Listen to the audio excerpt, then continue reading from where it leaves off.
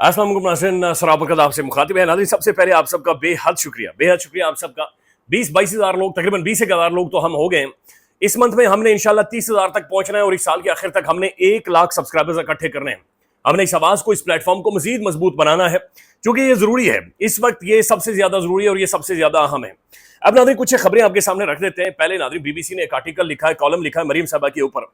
आप यकीन माने कि इसी तरह की गुफ्तगू या बातचीत में और आप करते तो हमें लंबे डाल के लितर मारे जाते, लितर किया जाता, मुकदमात, केसेस और पता नहीं क्या क्या भुगतना पड़ता। लेकिन BBC अब ये सवाल पूछ रहा है कि भाई जैपनीज भी सोच रहे होंगे कि जहां पर एक वजीर की जरूरत होती है, जहां यहां पर ये चले सब कुछ मांगने देखने तो आए हुए हैं, ये 6-6 बंदे यहां पर क्यों आ रहे हैं? यानी वो भी ये सोच रहे होंगे यार ये कितने वेले लोग हैं या फारिग बैठे हुए हैं कि 6-6 बंदे यहां पर आए हुए हैं। कॉलम पढ़कर आपको सुनाते हैं। फिर नाज़रीन, शेर अफजल मरवत साहब ने रात को एक टेलीविजन प्रोग्राम में अलीमा खान साहबा के बेटियों के ऊपर इल्जाम तो खैर लगाए हैं, लेकिन मरवत साहब सोशल मीडिया के इतने ज्यादा खौफ में हैं, इतने ज्यादा दबाव में हैं, इतने खौफनाक किस्म की डिप्रेशन से मरवत साहब गुजर रहे हैं कि जो बड़ा हैरानकुन है।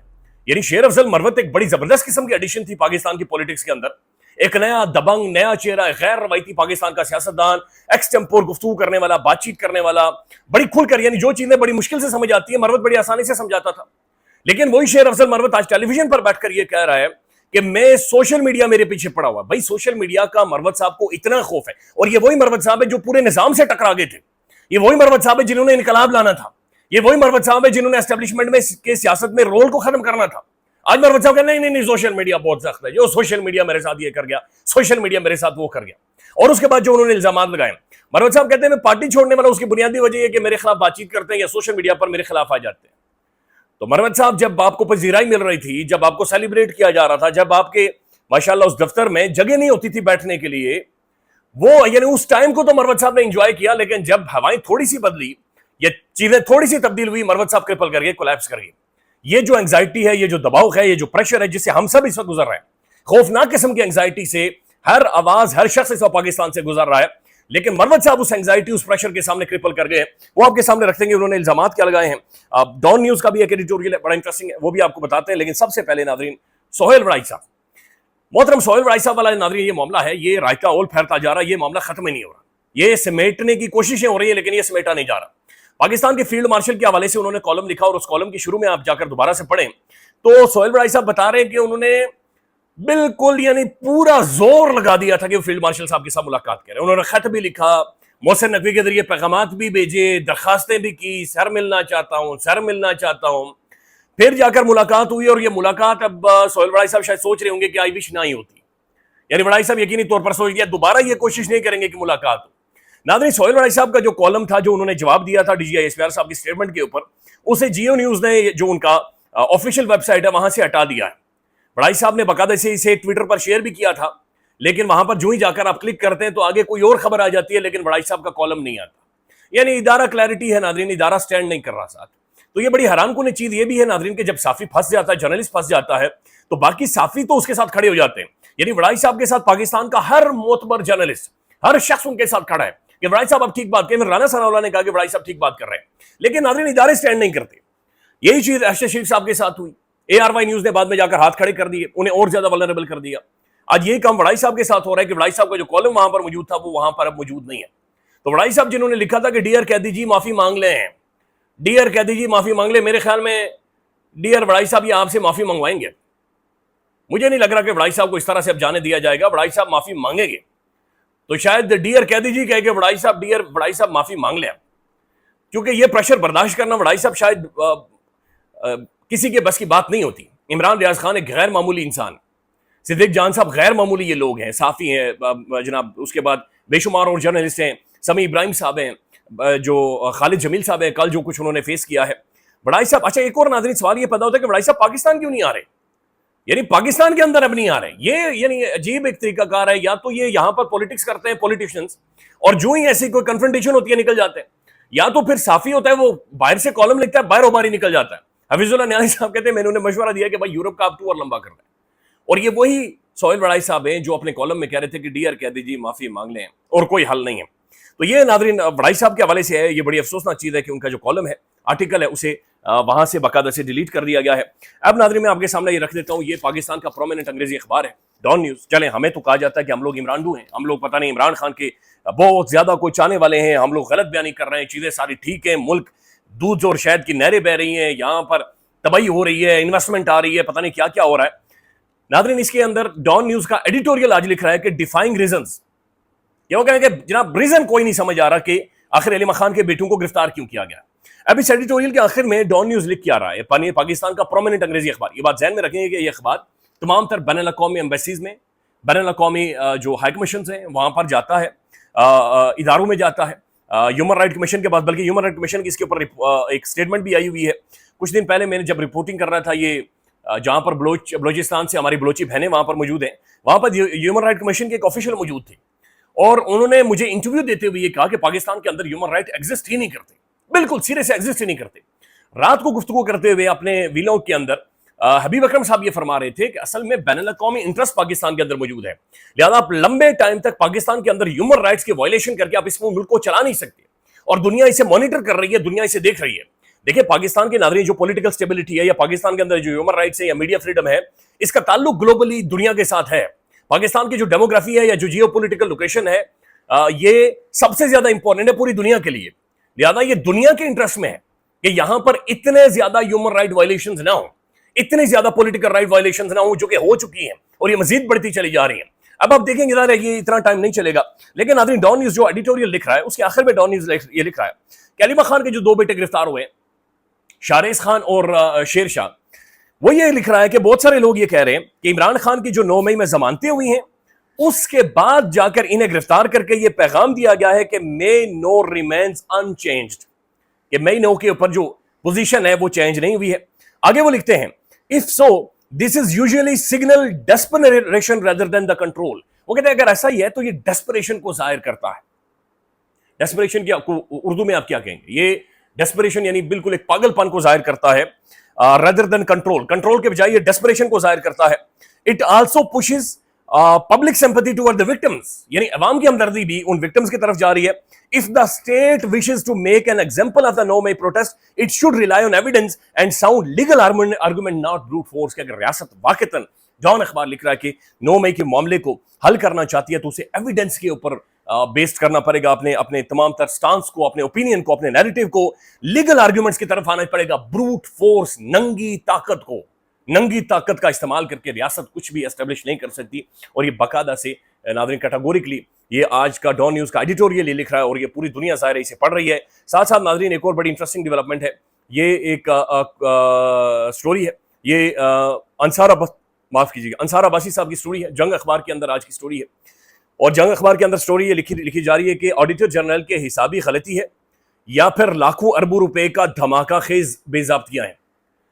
آڈیٹر جنرل آف پاکستان نے ناظرین جو خلاصہ کیا کہ پاکستان کے اندر کرپشن تو دور کی بات ہے, میرے خیال میں جو ڈائن ہوتی ہے نا, ڈائن بلا ہوتی ہے, چڑیل ہوتی ہے, وہ بھی 7 گھر چھوڑ کر 8ویں گھر میں پڑتی ہے. لیکن ایسا محسوس ہوا ہے ناظرین اس ملک میں ڈاکہ پڑا ہے, ڈاکو گئے ہیں, اور یہ کوئی کسی اور ملک کے ڈاکو اس ملک میں پڑے جیسے لوٹا گیا ہے. اچھا, یہ جو آڈیٹر جنرل بتا رہا ہے, یہ انصار عباسی صاحب باقاعدہ سے لکھ رہے ہیں کہ کیا کیلکولیٹر کے اندر کوئی غلطی ہوئی ہے, کیا میتھس تبدیل ہو گیا ہے, چونکہ جو بتا رہے ہیں وفاقی حکومت کے کھاتوں کے حوالے سے آڈیٹر جنرل آف پاکستان کی تازہ رپورٹ نے نہ صرف ہلچل مچا دی ہے بلکہ انکشافات اور حسابات پر بھی سوالات اٹھا دیے ہیں. پاکستان کی مالی تاریخ میں شاید یہ پہلی مرتبہ ہے کہ اس قدر حیران کن اعداد و شمار سامنے آئے ہیں. رپورٹ میں وفاقی مالیات میں 375 ٹریلین یعنی 3,75,000 ارب روپے کی بے ضابطگیوں کی نشاندہی کی گئی ہے. 370 یعنی 375 کھرب روپے, اندازہ لگائیں 375 کھرب روپے کی بے ضابطیاں, اور یہ صرف 2023 اور 24 کی ہے. اندازہ لگائیں آپ ناظرین, یہ کدھر گیا مال, یہ 375 کھرب روپے کی بے ضابطیاں, یہ پیسہ کدھر تھا, یہ کس کا تھا, یہ کدھر جانا تھا, یہ کدھر گیا ہے؟ یہ خوفناک چیزیں ناظرین جو نکل کر سامنے آ رہی ہیں. دوسری طرف ناظرین ایک اور انٹرویو ہوا ہے, بڑی انٹرسٹنگ سٹیٹمنٹ ہے, جاوید چودھری صاحب نے اسے باقاعدہ سے چلایا ہے. یہ کیپٹن صفدر صاحب کا ہے. اچھا, کیپٹن صفدر نے ایک بڑا درویش قسم کا آدمی ہے, یہ بڑا انٹرسٹنگ پرسنالٹی. یہ بار بار شریف خاندان کی لنکا ڈالتے ہیں, یعنی میرے خیال میں نواز شریف کے اوپر اتنا کوئی بندہ نہیں ہنستا جتنا کیپٹن صفدر صاحب ہنستا ہے. تالیاں مار مار کر کہتے ہیں ہمیں بالکل کھجل خوار کر دیا گیا ہے. یہ جاوید چودھری صاحب کو کیپٹن صفدر صاحب کیا کہہ رہے ہیں سن لیں. جاوید صاحب, میں ایک بات کروں گا, شاید لوگ اس پہ خوش نہ ہوں کیونکہ اپنی قبر اپنی. میں اس حق میں بالکل نہیں ہوں کہ عمران صاحب کی بیگم صاحبہ جیل میں ہوں या उनको कोई सजा हो, क्योंकि मैं इस कर्ब से गुजरा हूँ. अपनी तकलीफ बंदे को बर्दाश्त कर लेता है, अपनी बीवी, अपने घर की कोई खातून औरत हो, वो बड़ा मुश्किल होता है. इस कर्ब से इमरान खान को निकालना चाहिए. वो मर्द है, काटेगा जेल. नवाज शरीफ साहब ने भी काट ली, इमरान साहब भी काटेंगे, मुशर्रफ साहब काटने से भाग गए थे, और जुल्फकार अली भट्टो काटते काटते तख्तादार पे चढ़ गए थे औरतों के साथ, वो दुश्मन के साथ. तो बुनियादी तौर पर बड़ाई साहब ने ना जो कैप्टन सफदर साहब हैं, ये कम से कम इस उसूल के ऊपर जरूर आकर खड़े हो गए हैं कि इन्होंने कहा कि उर्दू के साथ ये नहीं होना चाहिए. फिर एक और जगह पर इसी इंटरव्यू में कह रहे हैं कि नवाज शरीफ के हाथ में क्या है, यानी सब कुछ जो नवाज शरीफ साहब के हाथ में था, उनकी जो क्रेडिबिलिटी थी, उनकी जो पॉलिटिकल कैरियर था, वो सब कुछ तो उनसे छीन लिया गया, लिहाजा अब उनके हाथ में कुछ भी नहीं है और ये वो बिल्कुल फारे हो गए हैं.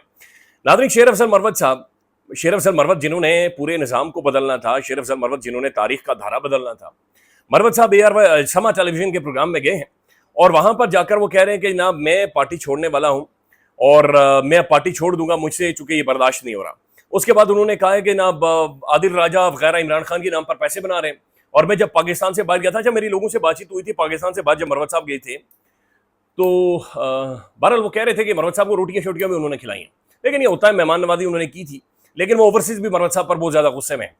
मरवत साहब कहते हैं कि अलीमा खान के बेटों पर बाबा कोडा, अडियाला के बिल्ली जोकर समेत दिगर रियासत मुखालिफ अकाउंट्स से ताल्लुक का इल्जाम है. अलीमा खान के बेटों के मोबाइल से मुख्तलिफ अकाउंट्स के जरिए ना सिर्फ मुल्क मुखालिफ बयानियां, यानी कि एंटायर स्टेट रियासत मुखालिफ बयानियां, बल्कि बैरिस्टर गौहर, अली मोहम्मद खान, शानदाना गुलजार, अली अमीन, फवाद चौधरी और मेरे खिलाफ भी बयानियां चलाने का मवाद मिला है. ये सिर्फ इल्जाम है, अगर सच निकले तो मैं रद्द अमल भी दूंगा. तो ये उन्होंने खुद, यानी कैसे पता चला मरवत साहब को कि ये वहां से चला रहे हैं? वो कहते हैं कि ना ये मवाद वहां से मिला है जो कि एंटायर स्टेट है, रियासत मुखालिफ. अंदाजा लगाएं, ये पाकिस्तान के शहरी और ये इधर ही मौजूद थे. ये नाज़रीन तकरीबन हर दूसरी जो अडियाला जेल के बाहर अलीमा खान साहब जाती थी, शाहरिज खान साहब उनके साथ मौजूद होते. बल्कि मंसूर अली खान साहब ने भी ये कहा कि ये बच्चे पाकिस्तान के अंदर मौजूद थे और ये घूम रहे थे, फिर रहे थे. इन्हीं के ऊपर डॉन न्यूज ने एडिटोरियल लिखा है कि अब ये आप बहुत बड़ी गलती कर बैठे और ये आपको हॉन्ट कर रही है, ये आपको इंटरनेशनली हॉन्ट कर रही है. मरवत साहब कहते हैं कि अलीमा खान के बेटों के मोबाइल फोन से मुख्तलिफ अकाउंट्स के जरिए भारत के साथ ताने बाने निकले हैं. तो ये शेर अफजल मरवत साहब ने एक नया इल्जाम और नया कट्टा उनके हवाले से खोला है और फिर उन्होंने कहा है कि लगता है कि मेरा PTI छोड़ने का वक्त हुआ चाहता है. सुन लें. पहली दफा ये बात और इब्तिदा ही में कह रहा हूँ कि मुझे हमेशा दुख होता था जब कोई कहता था कि जी साबिका लीडर पाकिस्तान तहरीक इंसाफ. तो बहरहाल नाज़रीन, ये क्या सुनाऊँ अब आपको, वेरी सैड. शेर अफजल मरवत साहब की एडिशन होनी चाहिए थी, लेकिन मरवत साहब बिल्कुल ही किसी और पटड़ी पर चले गए. फिर मरवत साहब के ऊपर इल्जामात लगे कि वो कंप्रोमाइज हैं, फिर ये कहा गया कि वो किसी और की तरफ से खेलते हैं, और फिर मरवत साहब सोशल मीडिया के सामने आकर खड़े हो गए. और सोशल मीडिया आप जानते हैं, फिर PTI का जो सोशल मीडिया है, ये एक रियलिटी है कि जब वो फैसला कर लें तो फिर वो खुद की भी नहीं सुनते और फिर वो पंबेरी बना देते हैं. तो मरवत साहब जिस तरीके से अगर टेलीविजन पर बातचीत कर रहे थे, महसूस हो रहा था कि उन्हें पंबेरी बना दिया पाकिस्तान तहरीक इंसाफ के सोशल मीडिया ने. दैट्स सैड, ऐसा नहीं होना चाहिए था, लेकिन ये चीज़ें नज़र आ रही हैं. नाज़रीन, BBC न्यूज़ ने एक आर्टिकल लिखा है उर्दू में. ये देख रहे हैं कि तजिया कर कहते हैं कि एक अहम सवाल ये भी उठता है कि जब मरियम साहब, जब आप किसी दूसरे मुल्क में जाते हैं, यानी मरियम साहब की तस्वीर लगाई गई है और आप वहां पर जाकर सरमायाकारी और मदद की दरखास्त करते हैं कि हमारी मदद करें, तो फिर वहां पर वो लोग ये भी देखते हैं कि जहां पर एक वजीर की जरूरत थी वहां पर ये 6 क्या लेने आए हुए हैं. फिर नए कपड़े, नए जूते, सैर सपाटा, मेकअप, सब चीजें वो अपने साथ मौजूद होती है. बड़े बड़े बक्से यहां से लेकर गए. वजीर आला पंजाब मरियम नवाज का दौरा जापान और एयर फोर्स का खुसूसी तैयारा. ऐसे दौरे दिगर सूबों के वजीर आला क्यों नहीं करते? यानी वो सवाल पूछ रहे हैं कि भाई दूसरे सूबों के वजीर आला क्यों नहीं करते और कैसे मरियम साहबा पाकिस्तानी एयर फोर्स का तैयारा इस्तेमाल कर रही हैं. अच्छा, ये सवाल उन्होंने बाकायदा से उठाया है और फिर वो कह रहे हैं कि जनाब, बहुत सारे लोग ये कह रहे हैं, बल्कि सलमान खानी साहब का उन्होंने नाम लिया है कि जनाब चूंकि वो उनके जो चाचा हैं वो मरकज में वज़ीर आज़म हैं, वज़ीर आज़म की नौकरी कर रहे हैं, तो इसलिए उन्हें एयरफोर्स का तैयारा मिल जाता है. फिर उन्होंने कहा कि एक इनके करीबी सोर्स ने यह कहा है कि देर सवेर ना हो जाए, यानी कि देर सवेर ना हो जाए, इसलिए एयरफोर्स का तैयारा इस्तेमाल किया जाता है. अच्छा, फिर उन्होंने एक जगह पर लिखा है कि ऐसे दौरे दिगर सूबों के वज़ीर आला क्यों नहीं करते. तो ये सवाल नाज़रीन उन्होंने अपनी जगह पर पूछा हुआ है और उन्हें एयरफोर्स के तैयारे क्यों नहीं मिलते. फिर वो पूछ रहे हैं कि एयरफोर्स को क्या पेमेंट की जाएगी. वज़ीर आला पंजाब मरियम नवाज से ज्यादातर बैरून मुल्क सरकारी दौरे के लिए एयरफोर्स का खुसूसी तैयारा इस्तेमाल किया है, जिसकी वजह से अवाम और सोशल मीडिया सारिफिन की जानिब से जनाब तनकीद से पूछा जा रहा है कि क्या यह तैयारा सिफारिश पर दिया गया है या फिर हुकूमत पंजाब की जानिब से इसके पैसे अदा किए जाएंगे. یہ ناظرین اپنی جگہ پر موجود ہے اور بی بی سی نے پورا ڈیٹیل میں آرٹیکل لکھا اور پھر وہ پوچھ رہے ہیں کہ تشہیر کا نیا انداز، جاپان میں وزیر اعلیٰ نے ایک اور مصروف دن گزارا. یعنی اس پر بھی وہ کہہ رہے ہیں کہ جناب اتنے کروڑوں اربوں روپے کی تو آپ اشتہارات دے رہے ہیں کہ ایک اور مصروف دن گزارا. پھر ناظرین اس آرٹیکل کے اندر وہ لکھ رہے ہیں کہ مریم صاحبہ جو وہاں پر موجود ہیں جاپان کے اندر، وہاں پر وہ بتا رہے ہیں کہ انہوں نے آخر کیا کیا ہے، لے کر کیا آ رہے ہیں. پھر یہ بتا رہے ہیں فلانی فیکٹری میں گئی، فلانی فیکٹری میں گئی، فلانی فیکٹری میں گئی. بھائی یہ کام نچلے لیول کے بیوروکریٹس کا ہوتا ہے. اگر سی ایم صاحبہ جا رہی ہیں، چیف منسٹر جا رہے ہیں، تو یہ صوبے کے بیوروکریٹس کا کام تھا، بیوروکریسی کا کام تھا، یا ان کے ایڈوائزرز کا کام تھا کہ یہ ساری موڈیلٹیز، یہ ساری چیزیں دیکھ کر باقاعدہ سے ایک فائل بنا کر مریم صاحبہ کو دیتے کہ یہ چیزیں ہم نے لانی ہے. مریم صاحبہ 2 دنوں کے لیے جاتی، جا کر نیگوشیٹ کرتی، چیزوں کو لے کر آتی. لیکن اب مریم صاحبہ ہر فیکٹری میں جا رہی ہیں، ہر پارک میں جا رہی ہیں، ہر بندرگاہ پر جا رہی ہیں، روزانہ نیا سوٹ، روزانہ نیا کپڑا، روزانہ اخبار کے اندر نیا تشہیر، اور کہا جا رہا ہے کہ نئی ٹیکنالوجی آ رہی ہے. اللہ کرے ٹیکنالوجی آ جائے. ناظرین خیال رکھیے گا. اللہ حافظ.